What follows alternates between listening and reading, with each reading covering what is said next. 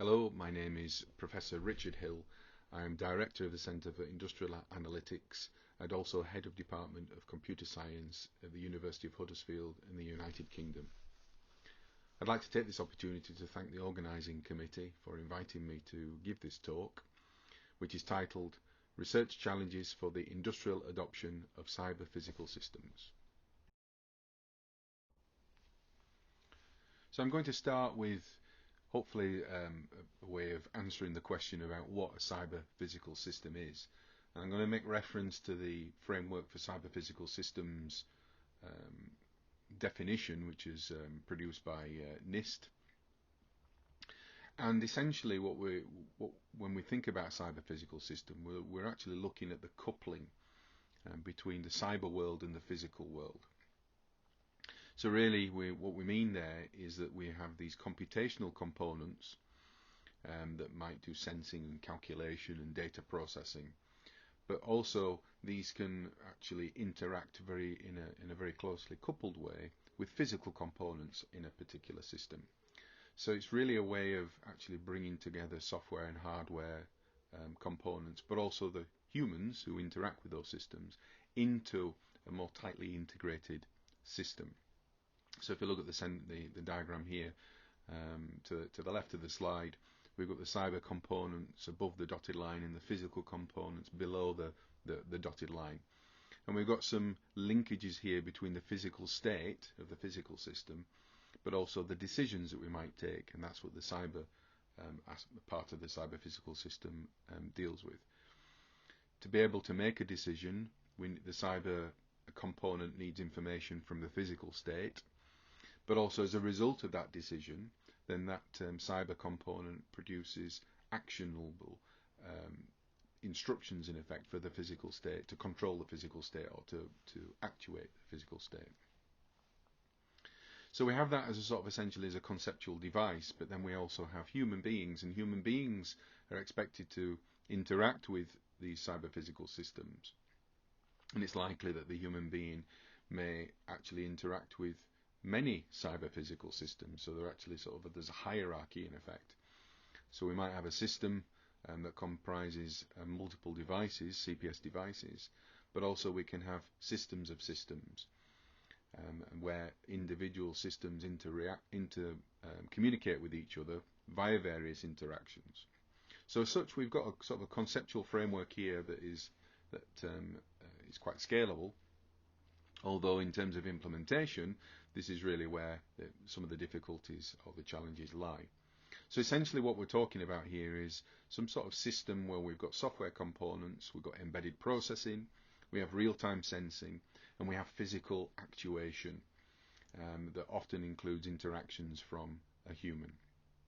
So the official definition is that cyber physical systems or smart systems are co-engineered interacting networks of physical and computational components.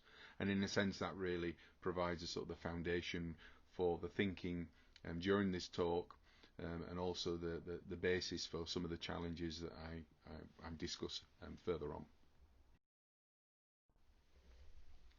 So I've already mentioned cyber physical systems and the Internet of Things as two areas of research. And I also mentioned wireless sensor networks. And I think these are sort of three areas of research of different levels of maturity.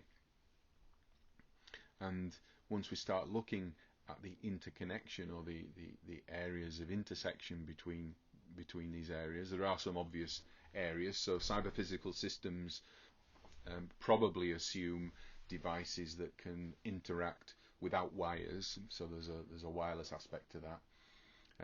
Cyber physical systems assume that the physical system can react in relation to the environment in which it's situated, and therefore it needs some element of sensing that environment and being able to convert that into something that can be processed with a computational module. The Internet of Things is a good example of how technology is now allowing us to adopt new ways of doing things by connecting physical things together by way of miniaturized networking capability. So we can buy devices now that automatically connect to routers. They can connect and create ad hoc networks, and therefore those allow us to realize new ways of doing things. And many other devices are using sensing as well. So we seem to have this sort of convergence now, where from a research perspective, we've got wireless sensor networks, which is an established area of research. We've got IoT, Internet of Things, where there's a considerable amount of research activity in relation to that. And then we've got cyber physical systems, which is perhaps emerging as an interesting conglomeration of these research areas. So as such, there's quite some convergence now in the potential for research activity. And that means, I think, that we should be looking at some of the aspects of IoT and wireless sensor networks, because the answers actually to a lot of the cyber physical systems challenges at the moment lie within the existing areas of research that's been identified.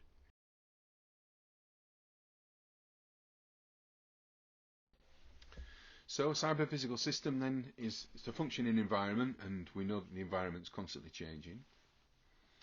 And we know that it acts upon its environment, so we now start to be concerned about what are the unforeseen or the unintended effects of that cyber-physical system. And then pertinent questions there are how safe or how unsafe are cyber-physical systems in the proximity to human beings, and actually how can we control these in real time. We want to devolve and delegate control to make things more convenient for us, but also we want to be able to control them when things aren't necessarily behaving as we might choose. And this, of course, is important for industrial applications. And what we know is that really we can take things like service-oriented architectures, which are in effect a traditional attempt at being able to partition responsibility and accountability, partition functionality, make it modularized so we can reuse it, but also control the quality of it. But we also know that the scale of development for cyber-physical systems is such that there are going to be different developers, and therefore different standards are going to emerge. So one key question there is how will those different standards affect how cyber-physical systems are developed? So the watchdog architecture is something, it's quite an interesting approach to dealing with the complexity of such a system as a CPS. In that it's an attempt to partition different aspects that we can perhaps manage. So the topmost rectangle labeled conflict resolution and optimized decision making. So this is in effect, what this is saying is that we anticipate that we have systems that are interacting in response to events and changing events and uncertainty in the reasoning, and it's likely that if we have collections of systems or collections of devices, there's some element of conflicts that need to be resolved. So we need to be able to, or the system needs to be able to identify what the conflicts are, and then also to be able to reason between the view, the environment that it has, but also the knowledge that it has within that particular system. So to feed that, we have the box on the left-hand side here, looking at conflict detection. And this is where we look at what the potential conflicts that might occur in a particular device, and we need to be able to detect environmental conflicts, so the conflicts with operating outside of the system, but also conflicts with humans as well. So is this system going to do something that may be going to cause some harm or an unintended outcome when a human intervenes with it or interacts with that particular system? So we have this right-hand box here labeled verify, and this is really where we're considering, well, what do we need to do about the design of the device or the system to verify that it will operate as we intend it to do.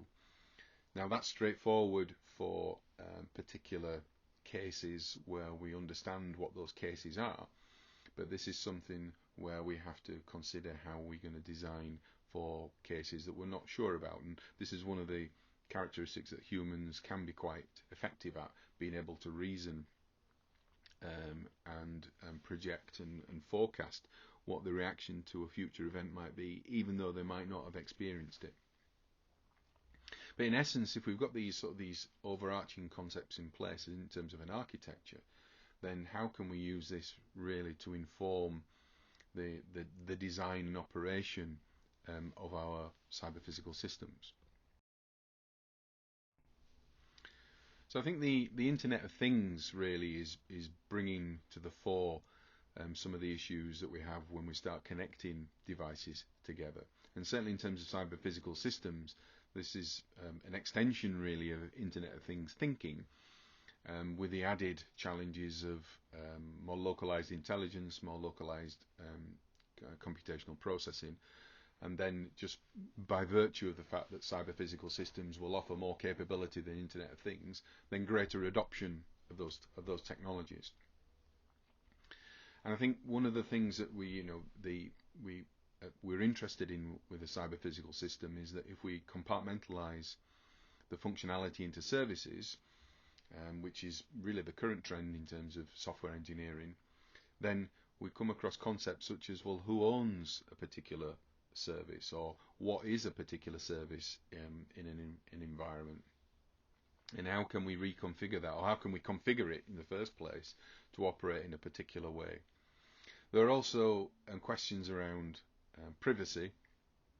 So if we start using services for communication standards or being able to reason, then there will be nefarious parties that want to understand what somebody else's, how somebody else's system is working, and for detrimental purposes.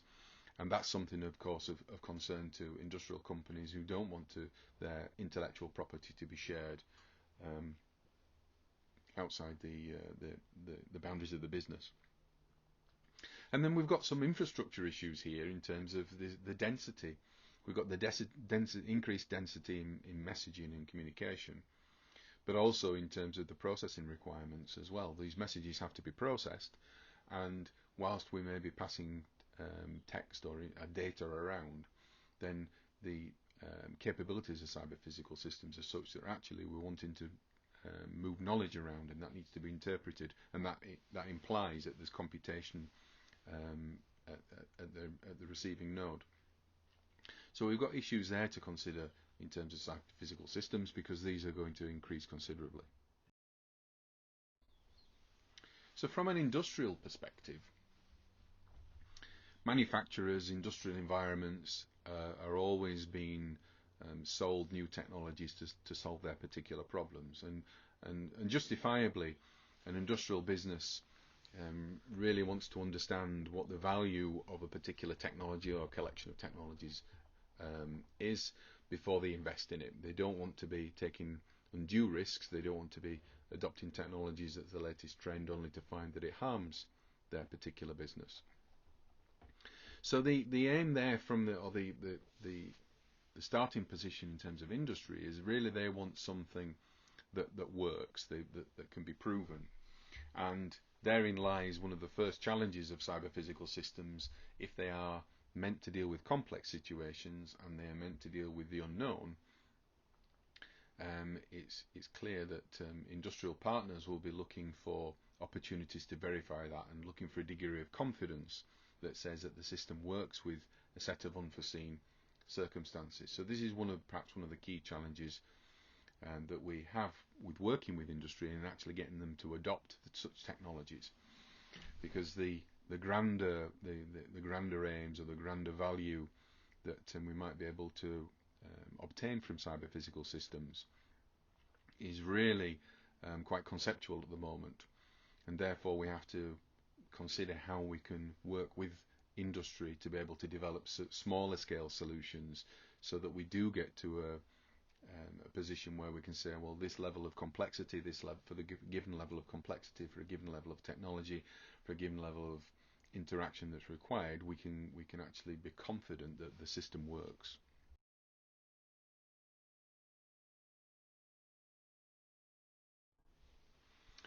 And so we now sort of think about what the specific industrial challenges are. So this is the first one. So the interconnectedness between cyber and physical is an important concept. It's a foundation concept for CPS. And in industrial terms, we need to be talking to industry. We need to be engaging industry, particularly if we want them to adopt these approaches. We need to talk to them in their language.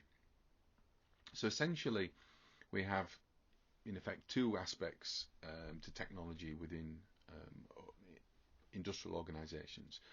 One is the information technology aspect, which is usually things like desktop PCs and servers, and how do we move data around and how do we network things. And then we tend to have the operational technology, which tends to be focused on control and actuation. So if you were to go into a factory, broadly speaking, the IT systems will be essentially the information systems, how we store data in databases, how we transport email, how we communicate between various systems, how we produce reports, how we do data analysis and things like that. But the operational technology is that generally which exists on the factory floor, and this is the control technology for the various machines, how those are interconnected, how the data is transported between machines for a particular purpose, how we manage a process. And those systems are quite different. They're often based on embedded systems, which tend to be they have a more focused use. They're less, they're not as broadly applicable as, say, for instance, a personal computer is, which can solve a whole manner of tasks. So they use embedded systems, and therefore we've got this sort of this divide in effect to bridge, where we need the sort of the flexibility and the computational of an information systems or an IT-based approach, but how can we use that with the resilience and the robustness of operational technology? So I think it's important there to think about how we can integrate operational technology and information technology in a safe and scalable way. The second challenge is in relation to systems of systems. So we're bridging multiple different scenarios here with our systems, and we need to be able to accommodate all sorts of uncertainty. So a key question here is, how do we design systems of systems in terms of cyber-physical systems for scalability so that they can grow, but also elasticity. So using a concept here from cloud computing, how do we provide for a system that can grow in relation to demand, but also shrink, so that those devices and those resources might be repurposed for something else. So we expect emergent behaviors from a cyber-physical system, and that's by nature of the fact that we providing for systems that can dynamically connect to each other, dynamically interact with each other. And therefore, we need to be thinking about actually what some of the scenarios might be for industry, because these might be routes into industrial partners adopting such technologies. So, going back to the reference to energy is becoming a bigger concern now for industrial organisations.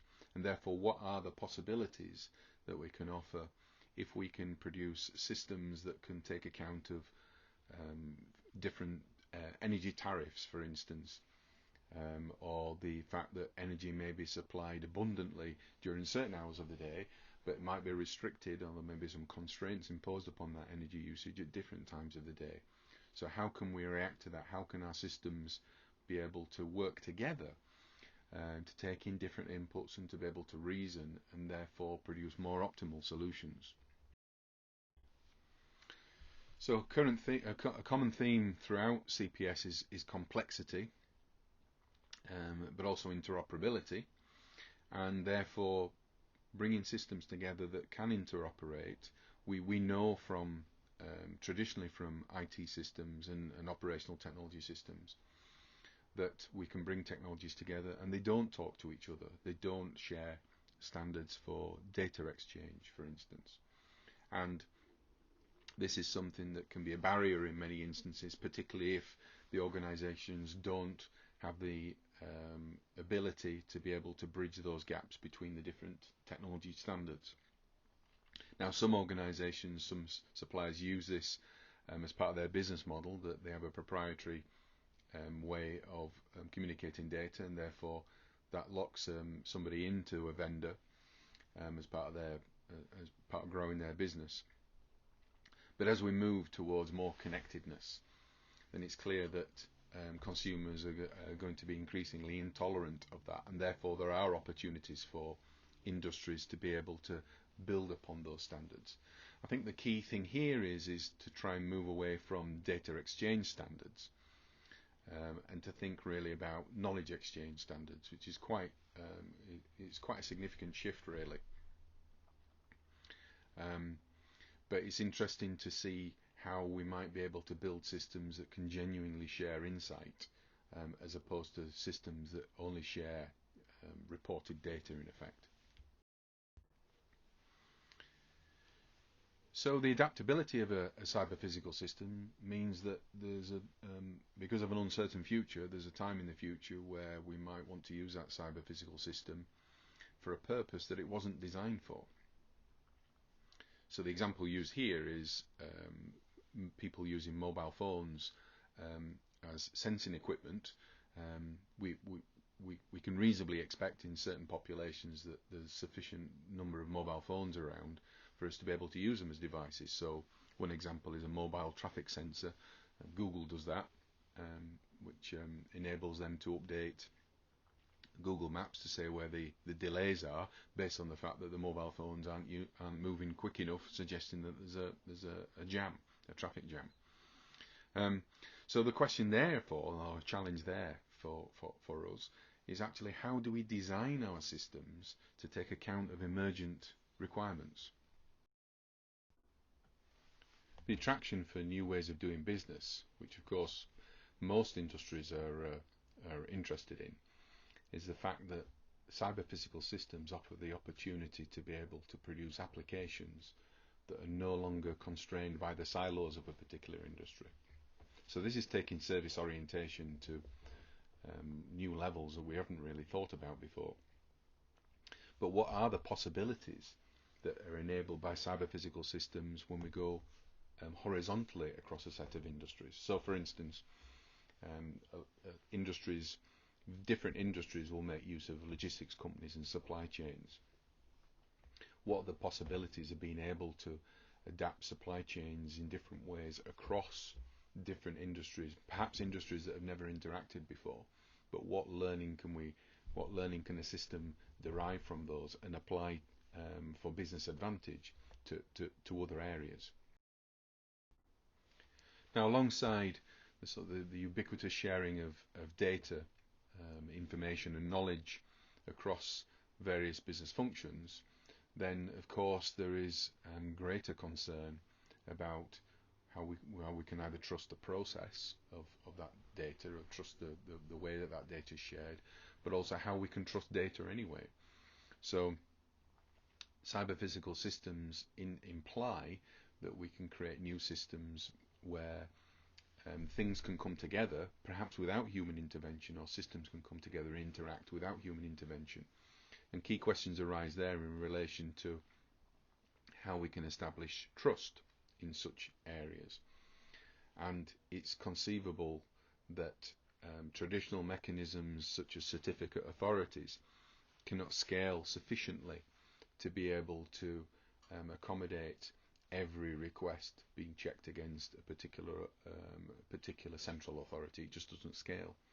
So how can we think about trust and resilience and reputation in relation to connecting our cyber-physical systems together? So it may be, for instance, that we want to delegate such trust. We might want to think about how we can use brokers, for instance, to broker trust. It might be that we want to think about mechanisms such as distributed ledger technologies to be able to try and establish trust anonymously, or to try and establish trust from a sort of a consortia. So these are particular challenges that exist with cyber-physical systems, and it's again from an industrial perspective, businesses are very interested in how we can create systems where, first of all, trust can be established, but also how they can trust the mechanisms that will allow the businesses to operate in new ways together. So a key challenge here is that for the systems to be flexible, they need to be reconfigurable, which suggests that they should be composable. So there's some sort of orchestration role that's required to be able to bring the required systems together so that they operate in the way that we would desire them to operate.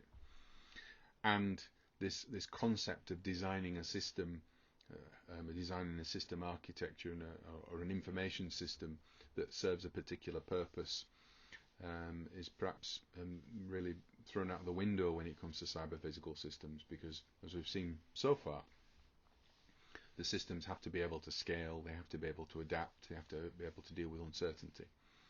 So being able to actually develop systems where, first of all, we don't own all of the system, we might rent a service or a range of services that we've composed from other providers, and therefore who actually owns the architecture, and perhaps more importantly from a business perspective, who actually governs the operation across the different functions.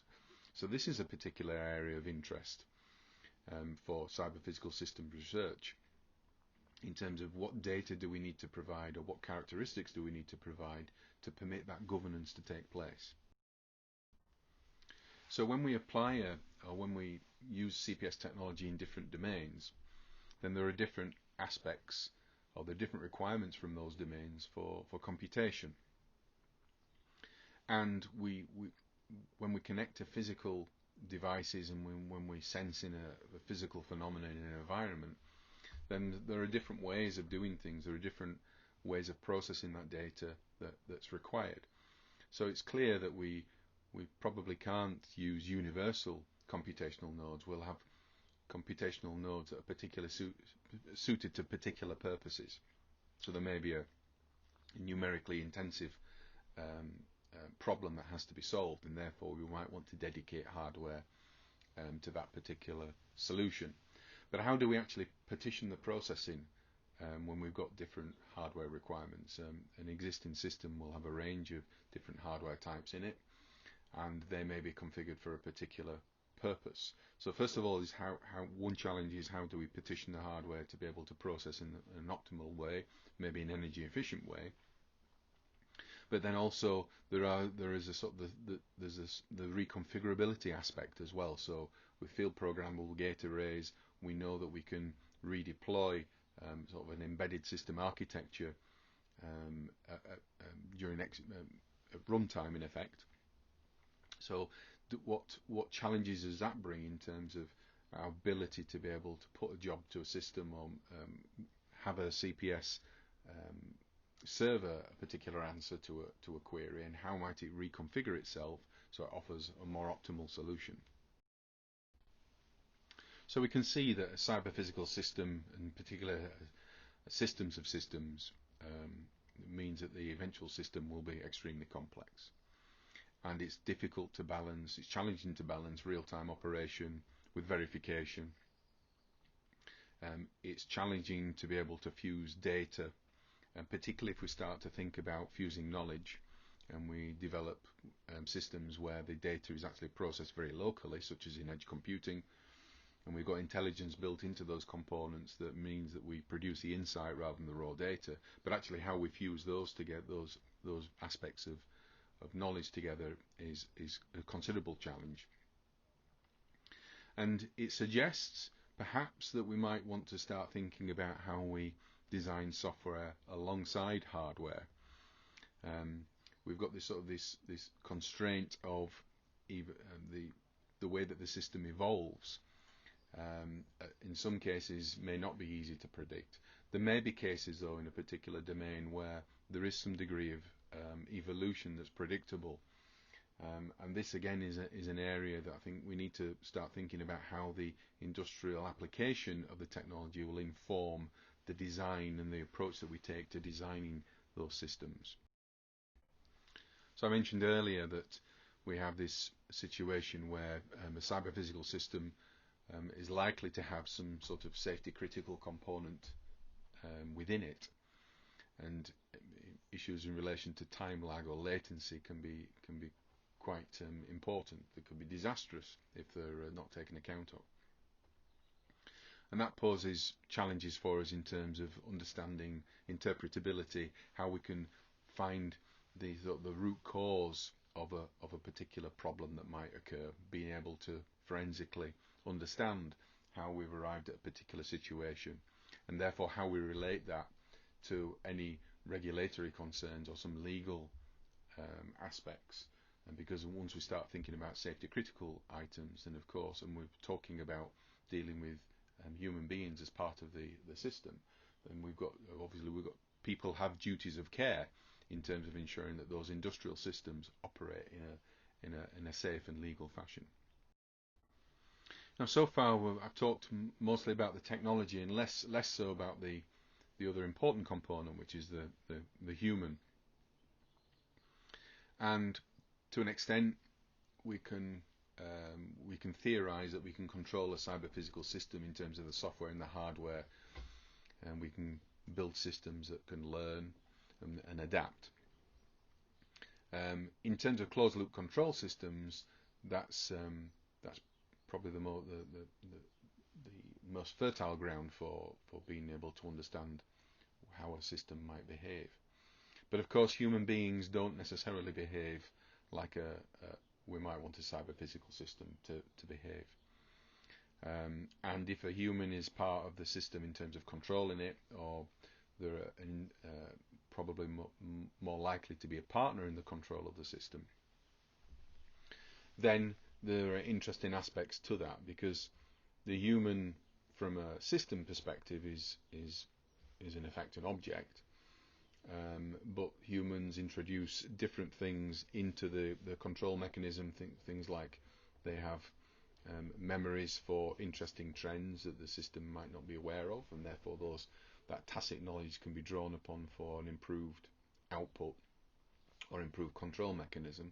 But equally, humans are notoriously poor at remembering ways of doing things, but also they introduce emotion that may affect the outputs of any control-based decisions.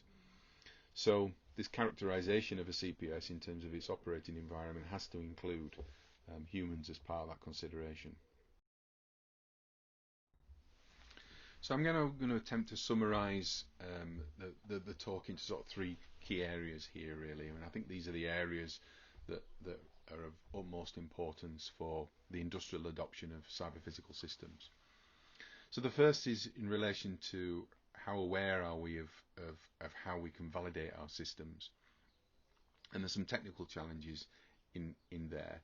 We do need our cyber part of a system to be able to not only validate the functionality of a system, but also to be able to revalidate while it's executing, in terms of taking account of emerging requirements and changes in the environment. One part of that is being able to emulate sensor readings so that some degree of simulation can occur in relation to new parameters that are observed, and to be able to recalculate based on that, to provide some adaptability in terms of the validation. Testing, of course, is something that's of prime importance, and again, that is a capability that a cyber-physical system needs to be able to generate its own testing, and also know when to test, to be able to update its own beliefs in effect. And therefore that testing and that validation needs to be guided by some sort of core design principles that in effect the software designer traditionally would have used, but somehow they need to be embedded as part of the validation awareness of a cyber-physical system. Now, challenges in terms of data are ubiquitous at the moment when it comes to systems, but particularly in terms of cyber-physical systems, we're only going to increase the volume of data that we produce by implementing such systems. And it's interesting that we include humans as part of the system, and therefore the interfaces between the devices and the humans need to improve to be able to, for us to interact with these cyber-physical systems in a much closer way. So there's an obvious demand there for improved methods of processing natural language from human beings to improve the communication mechanism. But also there's a degree in terms of how we can personalize the functionality of a cyber-physical system in a way that optimizes the value for the particular purpose of that system, and maybe the purpose of that system in the domain it's situated as well. So there are aspects here around data in terms of data capture, but also what we do with that data that can affect how a system might be perceived, how it might be used, how it might be exploited. And these are quite significant challenges in terms of the data generation and data consumption of cyber-physical systems going forward. And finally, really, I think the one term that sums up cyber-physical systems is complexity. Cyber-physical systems are potentially a way of dealing with some of that complexity, but they also produce complexity as well in terms of how we actually conceptualize them and how we implement them. So, in terms of human behavior, normal human behavior can be regarded as complex to start with, but as humans, we're remarkably adaptable. When data is missing, we can often project, we can forecast, we can guess in quite effective ways, in ways that we can't necessarily yet work out how we do it. And this is something, I think, which is potentially an aspiration of a good cyber-physical system, is to be able to replicate that. I think a key challenge we have here is how we govern the behavior of the systems, how we govern the artificial intelligence techniques that are used, how we actually govern the agency of a system. We clearly want systems to exhibit agency, to operate on our behalf, but we don't want them to have too much agency so that they start taking over and behaving in ways that conflict with human goals. So I think there's some key challenges here in terms of the control theory community, research communities, in relation to how those particular aspects of control can be translated. The complexities of control can be translated into systems where we can encode adaptability and emergence into them so that they can react in ways that do complement what we do. And this is an area where industrial applications of CPSs struggle beyond the control of machines or logistics of robots on factory floors. It's that next level thinking about how we integrate these various systems where industry is naturally cautious, and quite rightly so as well. But that's really an area where there's a frontier there to be opened in relation to how we provide systems that can actually deal with that, approaches that can deal with that, and technologies that can satisfy those aims. So just to summarise, I've given a brief introduction to sort of the current state of thinking in terms of cyber-physical systems, and discussed really sort of the pervasiveness of smartness. Smartness is now becoming part and parcel of how we use technology, how we integrate technology as part of our lives. And of course, technology is already integrated, but I suppose it's really about how that progresses, how we can make that work for us to produce even more value, but also in terms of how we can govern its use, how we can govern its application in sort of safe, reliable, resilient ways. In terms of how industry adopts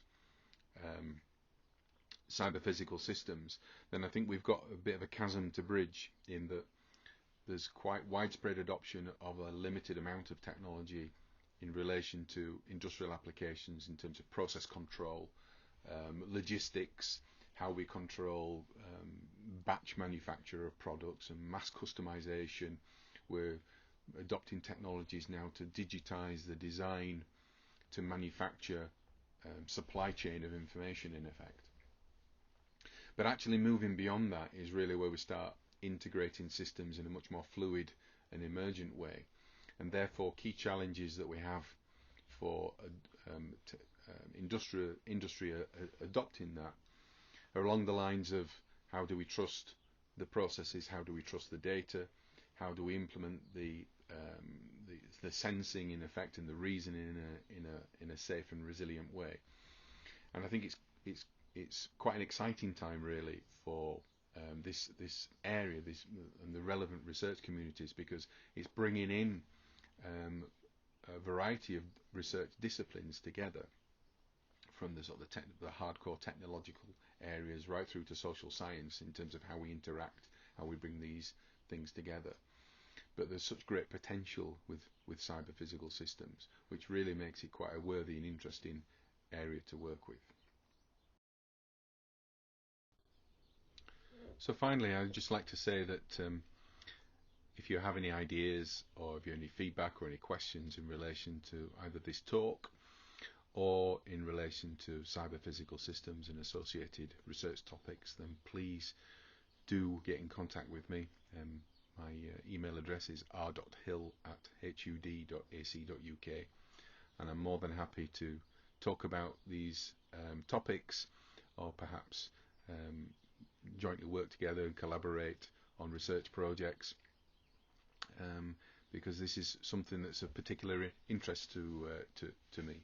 So I'd like to thank you all for listening, and I hope to speak to you all soon.